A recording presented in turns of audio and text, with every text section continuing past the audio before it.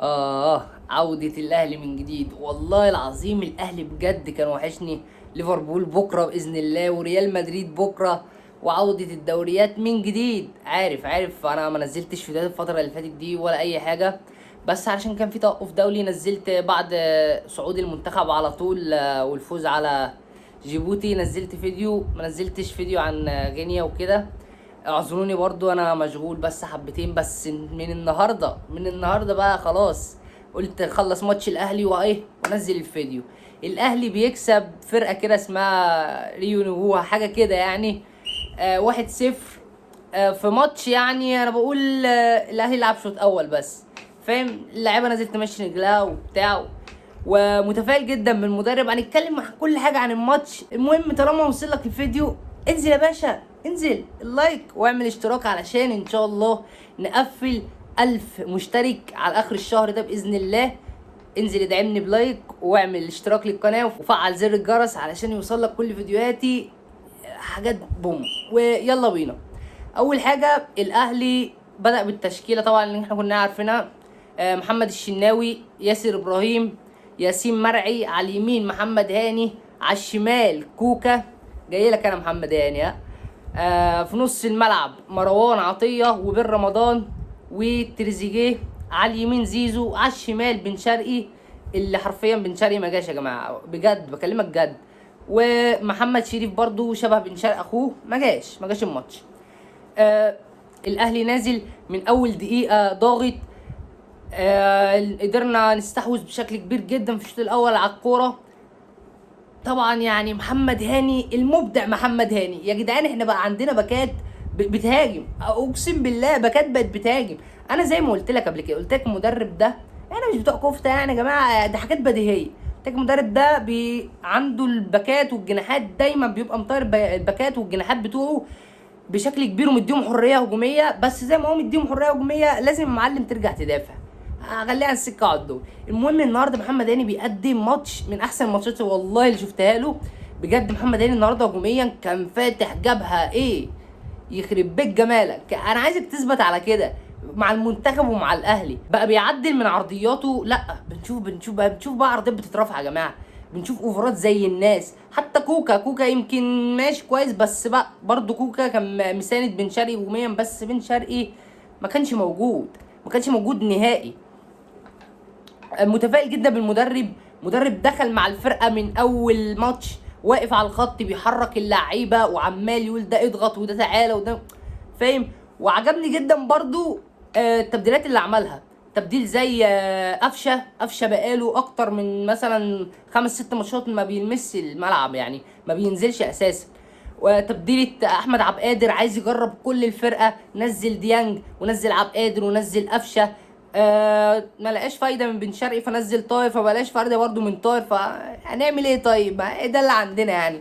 انا مش عارف طاهر نزل ولا كانه نزل. ما انا ما حسيتش بيه في الملعب نهائي. فعجبني انه بيدي فرصه لكل لاعب. طبعا كل لاعب لازم يا جماعه تاخد الفرصه. انا اديتك الفرصه اهوت، انزل اثبت لي نفسك بقى. مش يبقى على الله حكايتك يعني. قفشه نزل على فكره، يعني الوقت اللي قضاه في الملعب ادى بشكل كويس. احمد عبد القادر نفس الكلام، الاتنين كانوا عاملين خطوره. طاهر كان طاير، ما كانش في الملعب، مش عارف هو معانا ولا ضدنا. لا التبديلات اللي عملها كانت كويسه. بن رمضان يمكن مستواه قل في الشوط الثاني، فطلعه ونزل ديانج، ولعب مروان عطيه هو اللي لعبه 8 وخلى اليو ديانج 6. عجباني اول المثلثات اللي عاملها على اليمين وعلى الشمال. المثلث بتاع بين محمد هاني ومحمد علي بن رمضان وزيزو، والناحيه الثانيه بن شرقي وكوكا وتريزيجيه. على طول بنلاقي محمد علي بن رمضان دايما بيسند مع محمد هاني وزيزو على اليمين. وشويه مثلا محمد هاني هو اللي بيفتح الخط وزيزو يخش للعمق، شويه زيزو اللي هو اللي بيفتح الخط ومحمد هاني بيخش للعمق، ودايما محمد علي بن رمضان بيساندهم هناك. نفس الكلام في الناحيه الثانيه اللي بيحصل بين كوكا وتريزيجيه واشرف بن شرقي. المدرب يعني ما اقدرش احكم عليه باي حاجه عن النتيجه بتاعت النهارده، ولا اقدر اقول ده مفيش منه 2، ولا اقدر اقول ده وحش. مباراه يعني سهله بس كان لازم تفوز فيها. كانت انا عارف انها كانت هناك على ارض الفرقه ديت، بس كويس ان كويس انك قدرت تحقق الفوز في مباراه زي ديت. مباراه كلها تدخلات عنيفه، وكلنا كنا شايفين الحكم مستفز بطريقه غبيه.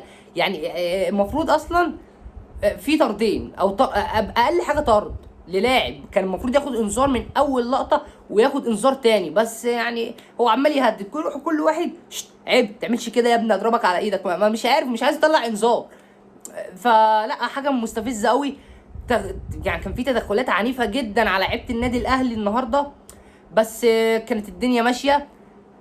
مدرب متفائل بيه والله، يعني انا متفائل بيه، ما اقدرش احكم عليه باي حاجه النهارده. كان نفسي يعني نكسب فرق اكتر من كده، بس مش مهم، كده كده في ماتش هنا في القاهره لسه.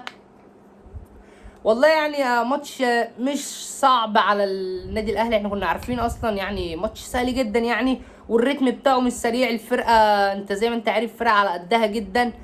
انت زي ما انت شايف الجمهور مع كل لمسه للفرقه بتاعته كنا بنشوف زيطه وبتاع، ولا كانهم سجلوا هدف يعني. كم ماتش سهل، كم ماتش انت نازل تمشي رجلك فيه، تعرف اللعيبه كلها، بدات عملت تبديلات، عرفت كل واحد ياخد الفرصه من اللعيبه يا جماعه يمسك فيها.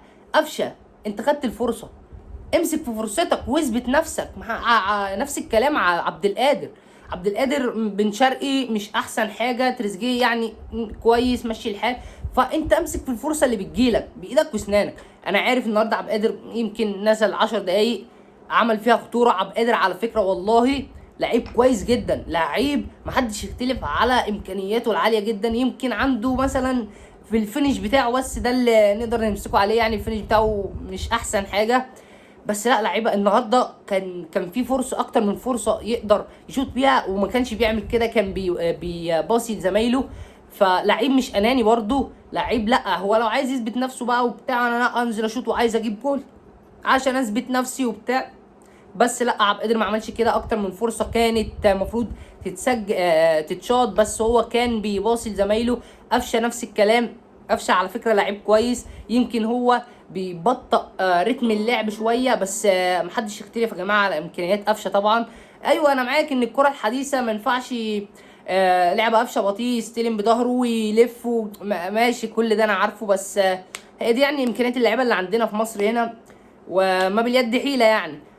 فقفشه لعيب كويس جدا، يمسك في الفرصه لان مكانه في عتاوله، مكانه في امام عاشور لما يرجع من الاصابه، في محمد علي بن رمضان، تريزيجيه بيلعب في المكان ده، زيزو يقدر يلعب في المكان ده. فمكان مكان قفشه مليان ناس، فانت لما يجي لك الفرصه اللي زي دي تمسك فيها. النهارده الراجل بينزلك في الدقيقه 80 وانت بقالك 5 6 ماتشات ما بتشاركش اساسا، تمام، وبيديك الفرصه تمسك فيها. اكيد الماتش الجاي هديك فرصه والماتش اللي بعده برضه، بس انا مش هفضل اديك فرصه لحد امتى؟ لا، هديك فرصه التانيه التالته خلاص مش هتلاقي عندي، مش هبقى ليك فرص عندي، وهضطر مثلا احطك في الليسته بتاعه البيع. الماتش كان سهل للنادي الاهلي، قدرنا نحقق فيه الفوز 1-0. ان شاء الله هم هيجوا لنا على هنا يعني في القاهره هنا، ونقدر نفوز عليهم ونصعد للدور المجموعات بتاع دوري ابطال افريقيا. تعالى بقى، وهي بقى الفتره الجميله، تقييمات اللعيبه. جاي لك والله يا محمد هاني، انا مش ناسيك يا اسطى، جاي لك. الشناوي ما فيش اختبارات يعني، ف5/10 عشان شارك.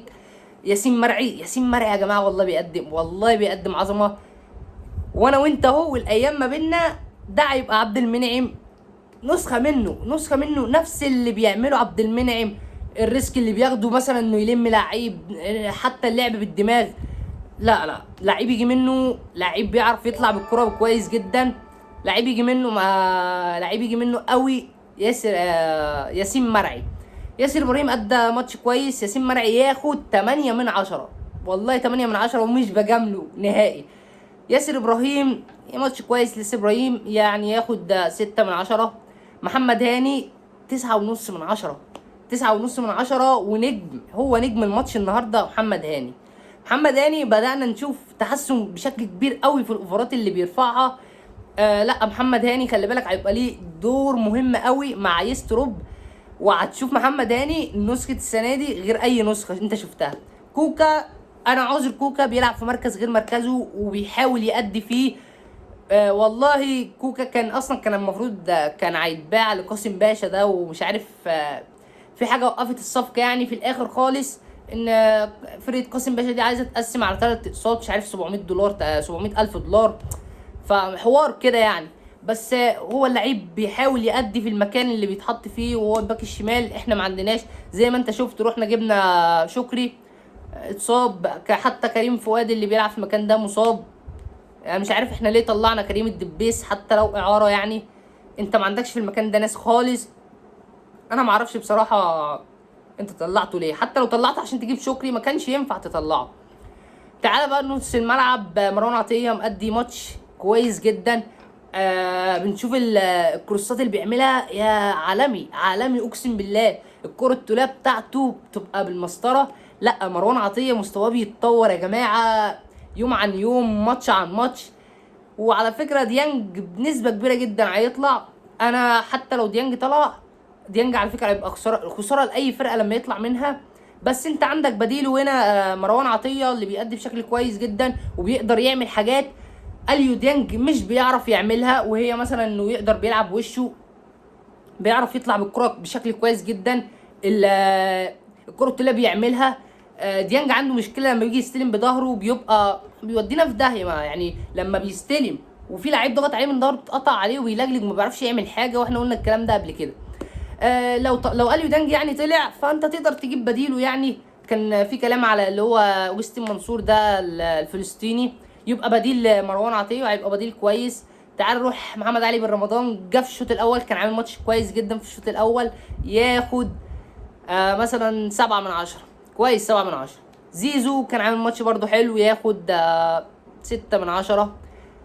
بن شرقي 2/10. محمد شريف 2/10. علامات استفهام كبيره قوي على مستوى محمد شريف.